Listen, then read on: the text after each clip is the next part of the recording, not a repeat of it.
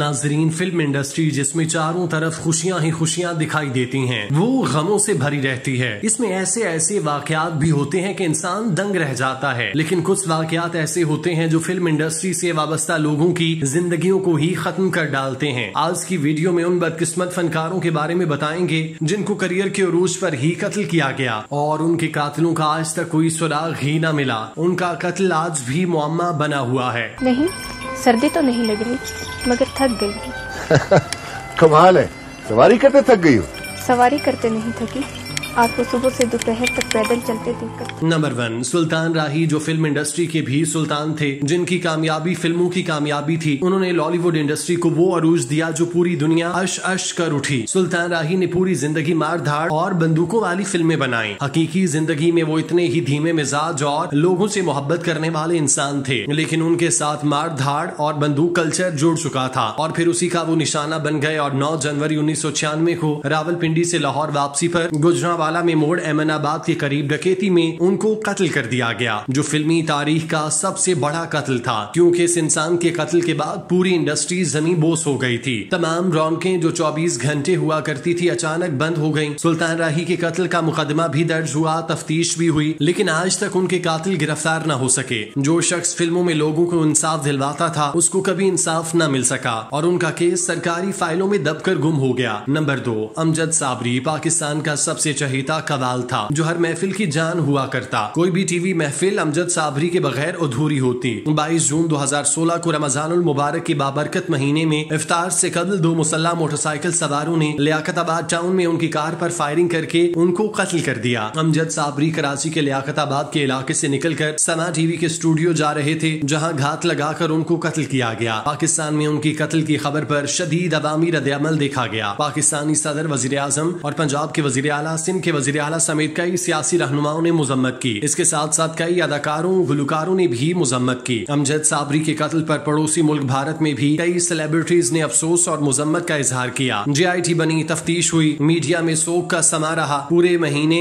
कातिलों को पकड़ने के लिए शोज किए गए, लेकिन उनके कातिल कभी गिरफ्तार न हो सके, बल्कि उनके खानदान पे कराची की जमीन तंग कर दी गई और वो कराची छोड़कर लाहौर मुंतकिल हो गए। अमजद साबरी को पापोश नगर कब्रिस्तान में वालिद के पहलू में दफन किया गया। उनके केस की फाइल भी बंद हो गई। Number 3, Nadra, dancing doll of Lollywood, जिनके डांस पे पूरी इंडस्ट्री फिदा थी और पूरे फिल्मी जगत में उनके चर्चे थे। नादरा ने बहुत कम वक्त में बहुत ज्यादा कामयाबी समेटी। उनका फिल्मी सफर 8 साल जारी रहा। उन्होंने 8 साल में 80 साल का काम किया। लाहौर के इलाके गुलबर्ग में 6 अगस्त 1995 को जब वो फैमिली के हमरा खाना खाकर होटल बाहर निकलकर अपनी गाड़ी में सवार हो रही थी, तो नामालूम मोटरसाइकिल सवारों ने उनकी गाड़ी पर गोलियों की बौछार कर दी, जिनमें एक गोली नादरा की गर्दन को चीरती हुई आर पार हो गई और वो मौके पर इंतकाल कर गईं। जब उनकी गाड़ी को निशाना बनाया गया तो उस वक्त उनकी फैमिली मौजूद थी, मगर वो इस हमले में महफूज रहे। उनके कातिलों के बारे में आज तक कोई मालूमात नहीं मिल सकी, न ही गिरफ्तारी अमल में लाई गई। यूं लॉलीवुड इंडस्ट्री का चमकता सितारा सिर्फ 27 साल की उम्र में हमेशा के लिए गुरूब हो गया। नंबर 4, स्टेज अदाकारा किस्मत बेग। 25 नवंबर 2016 को किस्मत बेग थिएटर से ड्रामा करके अपने घर हरबंसपुरा के लिए निकली। गाड़ी में उनके हमरा, उनके असिस्टेंट और ड्राइवर मौजूद थे। रात 3 बजे जब उनकी गाड़ी घर के पास पहुंची तो उनके आगे मौजूद गाड़ी अचानक से रुकी, जो थिएटर से उनका ताकुब कर रही थी। इसमें से मुसल्ला अफराद तेजी से बाहर निकले और उन्होंने गाड़ी का दरवाजा खोलकर किस्मत बेग को टांग से पकड़ा और खींचकर बाहर निकाला। मुसल्ला अफराद में से एक शख्स ने उनकी टांग पर फायर मारना शुरू किया। टांग बचाने के लिए जब किस्मत बेग ने अपना हाथ आगे बढ़ाया तो जालिम दरिंदों ने उनके हाथ पर फायर किए, जिसने उनके हाथ में बड़ा सुराख कर दिया। नाजरीन, इस वारदात के दौरान उनकी टांगों पे 5 गोलियां मारने के बाद कातिलों ने 6 गोलियां उनके पेट पर मारी और यूं किस्मत बेग को 12 गोलियों से छलनी करके कत्ल कर दिया गया। उनका कत्ल भी मुअम्मा रहा और आज तक उनके कातिल गिरफ्तार न हो सके। नंबर 5, अदाकारा निगो, 60 और 70 की दिहाई में सबसे बड़ी डांसर, मुजरागर, जिसके ठुमकों पे पूरा पाकिस्तान फिदा था। उनके हुस्न के चर्चे सरहद पार भी पाए जाते थे। बॉलीवुड में भी काम करने के लिए उनको अप्रोच किया गया। निगो लॉलीवुड की डांसिंग क्वीन थी। वो सबसे ज्यादा मुआवजा लेने वाली अदाकारा थी। उनको भी 5 जनवरी 1975 को उनके अपने घर में उनके शोहर ने कत्ल कर दिया। उनके कत्ल के मुतालिक भी कोई मालूमात इकट्ठी नहीं की जा सकी। उनका कत्ल भी मुअम्मा ही रहा और उनको आज तक इंसाफ न मिल सका। नंबर 6, अदाकारा नैना, जिनका सफर पीटीवी के क्लासिक ड्रामे दश्त से शुरू हुआ। देखते ही देखते पीटीवी का जाना पहचाना चेहरा बन गयी। नैना पर किस्मत बहुत मेहरबान थी और बहुत कम वक्त में अल्लाह पाक ने उनको इज्जत, दौलत, शोहरत, हर चीज से नवाजा। मगर ये सब फानी साबित हुआ और 21 नवंबर 1995 को उनके दोस्त ने उनके घर में ही उनको कत्ल कर दिया। उनको भी इंसाफ न मिल सका। नंबर 7, शाहनवाज, जिनका नाम ही दहशत की अलामत था। वो पाकिस्तान फिल्म इंडस्ट्री के लाजवाल विलन थे। उन्होंने तकरीबन 2 से ज्यादा फिल्मों में काम किया। उनके काम के हवाले से बात करें तो वो 60 की दिहाई में सबसे बड़े विलन थे। उनकी फिल्म मन की जीत क्लासिक फिल्म थी। इसके अलावा शाहनवाज सियासी तौर पे भी एक्टिव थे और सियासी जमात के रुकन थे। उनको 25 जून 1991 में ईद वाले दिन उनके घर के सामने गोलियां मारकर कत्ल किया गया। उनके कत्ल का भी सुराग न मिल सका। नंबर 8, खलील कैसर, जो लॉलीवुड में समाजी मौजूआत पर फिल्में बनाने के लिए मशहूर थे। उनके बारे में कहा जाता है कि 60 की दिहाई के सबसे बड़े डायरेक्टर हैं। उनकी बनाई गई फिल्में मुआशरे में मुस्बत किरदार अदा करती थीं। उन्होंने 14 फिल्में बनाई जो हमेशा याद रहेंगी। उनकी फिल्म फरंगी मास्टरपीस का दर्जा रखती थी। उन्होंने तकरीबन 7 साल 1959 से 66 तक हर साल 2 फिल्में बनाई जो हमेशा याद रखी जाएंगी। 21 सितंबर 1966 को उनके घर डकैती हुई जिसमें मुजाहमत के दौरान उनको कत्ल कर दिया गया। उनके कातिल भी कभी गिरफ्तार न हो सके। नंबर 9,